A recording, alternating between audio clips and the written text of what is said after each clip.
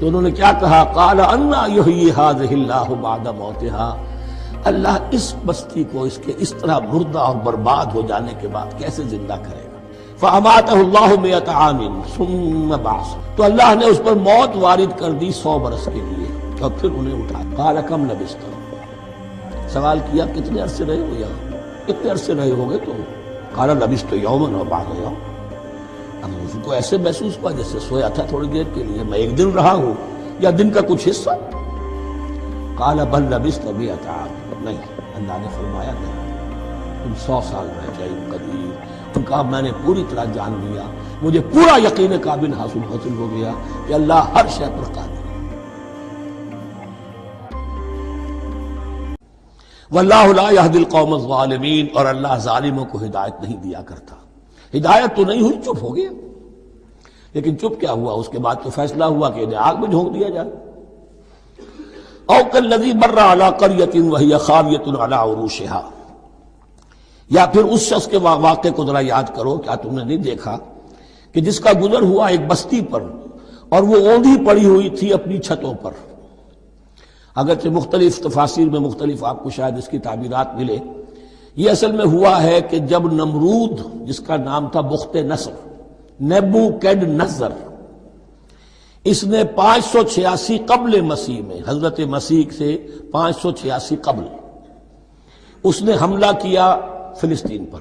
دیکھیے عراق اور فلسطین کی، اسرائیل کی اور عراق کی اس وقت بھی سب سے بڑی دشمنی ہے آپس میں، وہی دشمنی جو ہے 2500 سال پرانی بھی ہے۔ اس نے وہ نمرود بابل، نیبوکیڈنیزر جس کا نام تھا، اس نے حملہ کیا، 12 لاکھ کی آبادی تھی، 6 لاکھ کو قتل کیا اور 6 لاکھ کو بھیڑوں بکریوں کی طرح ہانکتا ہوا قیدی بنا کر لے گیا۔ 150 برس تک کیپٹیوٹی میں رہے ہیں یہ، اور یروشلم اجڑا رہا ہے، کوئی نفس نہیں، کوئی متنفس نہیں تھا، کوئی انسان نہیں، کوئی 2 اینٹیں سلامت نہیں چھوڑی۔ اسی وقت وہ ہیکل سلیمانی جو ہے وہ شہید کیا گیا، اور ان کے کہنے کے مطابق اس کے ایک تہخانے میں وہ تابوت سکینہ بھی تھا جہاں ربائی ان کے موجود تھے، اور وہ ربائی بھی وہیں پر ان کی موت واقع ہوئی، اور تابوت سکینہ بھی ہے، اگر ان کا قول صحیح ہے۔ تو جس زمانے میں یہ اجڑی ہوئی بستی تھی، حضرت عزیر علیہ السلام کا گزر ہوا، انہوں نے دیکھا کوئی متنفس نہیں، تو انہوں نے کیا کہا؟ قال انا یحیی ھذہ اللہ بعد موتھا، اللہ اس بستی کو اس کے اس طرح مردہ اور برباد ہو جانے کے بعد کیسے زندہ کرے گا؟ اب اس میں کیسے احیاء ہو سکتا ہے؟ دوبارہ کیسے اس میں لوگ آ کر آباد ہو سکتے ہیں؟ اتنی بڑی بربادی، اتنی تباہی، کوئی متنفس نہیں، کوئی 2 اینٹیں سلامت نہیں۔ فاماتہ اللہ 100 عام ثم بعث، تو اللہ نے اس پر موت وارد کر دی 100 برس کے لیے اور پھر انہیں اٹھایا۔ قال کم لبثت، سوال کیا کتنے عرصے رہے ہو یہاں؟ حضرت عزیر جو ہیں، چونکہ جو رینائسنس ہوا ہے تاریخ بنی اسرائیل میں، اس کے نقیب، اس کے اصل جو بنیاد ہے وہ یہ ہے۔ انہوں نے پھر اصلاح کی، جو زوال ان میں آیا تھا اخلاقی اور دینی، پھر یہ اٹھے کمر کس کر جب اللہ تعالیٰ نے یہ مشاہدات کرا دیے، اور پھر جا کر وہاں تبلیغ کی اور دعوت کی دی، اور وہی ان یہودیوں کے اندر جو کیپٹیوٹی میں تھے انہیں پھر اصل دین کی تعلیم دی، روح دین کو زندہ کیا، تو گویا کہ وہاں سے پھر ان کا احیاء ہوا ہے۔ کب لبثت، کتنے عرصے رہے ہوگے تم؟ قال لبثت یوما وبعض یوم، اب اس کو ایسے محسوس ہوا جیسے سویا تھا تھوڑی دیر کے لیے، میں ایک دن رہا ہوں یا دن کا کچھ حصہ۔ قال بل لبثت 100 عام، نہیں، اللہ نے فرمایا نہیں، تم 100 سال رہے ہو۔ فانظر الی طعامک وشرابک لم یتسنہ، تو ذرا اپنے کھانے اور جو مشروب تمہارے ساتھ تھا سفر میں، ذرا اس کو دیکھو، ان کے اندر کوئی بساند پیدا نہیں ہوئی، سڑے نہیں ہیں، ان کے اندر کوئی خرابی پیدا نہیں ہوئی۔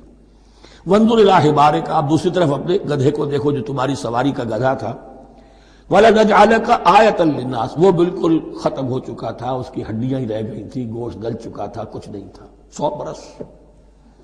وانظر الی حمارک وَلِنَجْعَلَكَ آیَةً لِلنَّاسِ، اور ہمیں تو بنانا ہے تجھے ایک نشانی لوگوں کے لیے، یعنی خود اے عزیر تمہیں ایک نشانی بنانا ہے، اور تمہیں نشانی بنانے کے لیے یہ نشانی ہم تمہیں دکھا رہے ہیں، تاکہ یقین جو ہے، یقین کامل تمہارے اندر پیدا ہو جائے۔ وانظر الی حبالک ولنجعلک آیۃ للناس وانظر الی العظام، اب دیکھو ان ہڈیوں کو، کیف ننشزھا، کیسے ہم انہیں اٹھاتے ہیں، ابھارتے ہیں، وہ ہڈیاں خود ابری اور جڑ کر کھڑی ہو گئی، ثم نکسوھا لحما، پھر دیکھو تمہاری نگاہوں کے سامنے اس کو گوشت پہناتے ہیں، فلما تبین لہ، جب یہ سب اس کے سامنے واضح ہو گئی بات، مشاہدہ بھی کر لیا، قال اعلم ان اللہ علی کل شیء قدیر، ان کا میں نے پوری طرح جان لیا، مجھے پورا یقین قابل حاصل ہو گیا کہ اللہ ہر شے پر قادر ہے، یعنی وہ اس اجڑی ہوئی بستی کو بھی دوبارہ آباد کر سکتا ہے۔ جو میں نے سمجھا تھا کہ اب یہ کیسے آباد ہوگی، یہ بات نہیں ہے، یہ آبادی اللہ تعالیٰ کے اختیار میں۔ چنانچہ اس کے بعد ہوا، اس لیے کہ اس کے بعد واقعہ تو یہ ہوا کہ جو ایران کا بادشاہ تھا کیخورس یا سائرس ذو، جن کو کہ قرآن مجید ذوالقرنین کہتا ہے، جن کا تذکرہ سورہ کہف میں آئے گا، پھر آپ کو معلوم ہے کہ یہ پیلسٹائن، ادھر عراق کے بعد ایران، دشمنیاں تو تھیں۔ کیخورس نے حملہ کیا بابل پر، عراق پر، اور دشمن کا دشمن دوست ہوتا ہے، تو یہودیوں کو اجازت دے دی، کیپٹیوٹی سے اجازت دے دی، جاؤ تم واپس جاؤ، اپنا شہر دوبارہ بناؤ۔